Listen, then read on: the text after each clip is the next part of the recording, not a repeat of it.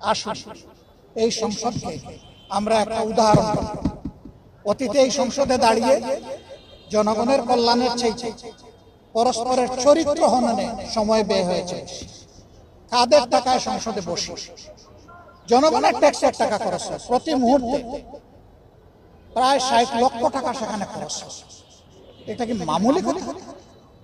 এই টাকা খরচ করার ক্ষেত্রে আমাদের কলিজা কাঁপবে না যে এই টাকাটা জনগণের?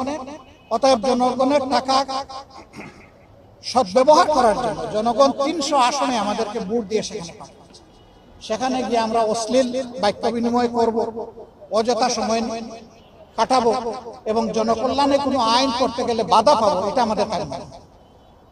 জনকল্যাণে যে আইনই হবে সে আইনের প্রতি উভয় পক্ষের শ্রদ্ধাবোধ থাকতে হবে, সমর্থন থাকতে হবে। আমরা সেটা ব্যক্ত করেছিলাম এবং স্পিকারকে অনুরোধ করেছিলাম, মাননীয় স্পিকার, এখানে কেউ অশ্লীল কথা বলতে গেলে আপনি পারমিট করবেন না, দয়া করে দেন দেয়ার আপনি থামাই দিবেন। এ পর্যন্ত বড় কোনো ব্যতিক্রম হয়নি, আমরা দোয়া করে আরো সুন্দর হোক পারলাম। কিন্তু এই যারা পার্লামেন্টে যাবেন তারা যদি মানুষ খুন করে ভাই পার্লামেন্টে যান, তারা গিয়ে দেশবাসীর জন্য কি করবেন বলেন তো দেখি? মানুষের জীবন নিয়ে আমাকে পার্লামেন্টে যেতে হবে? আমি তো যাব মানুষের জীবন, সম্পদ এবং ইজ্জতের পাহারাদার। সেই আমি লোকটার হাতেই যদি আগে জীবনও চলে যায়, ইজ্জতও চলে যায়, আমার সম্পদও ধ্বংস হয়ে যায়, তাহলে আমি তো আসলে এই ধরনের প্রতিনিধিত্বের যোগ্যতা রাখি না, আমি অযোগ্য। আমরা এই জন্য আশা করব, আহ্বান জানাবো, ভবিষ্যৎ নির্বাচন শেষ হয়নি, আর বহু নির্বাচন হবে। গণতান্ত্রিক একটা দেশে তার কাঠামো নির্বাচনের উপর নির্ভরশীল।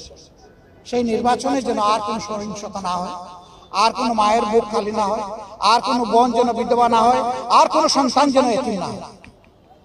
আমরা চাইব আদর্শের লড়াই হোক, হাতের লড়াই নয়, অস্ত্রের লড়াই।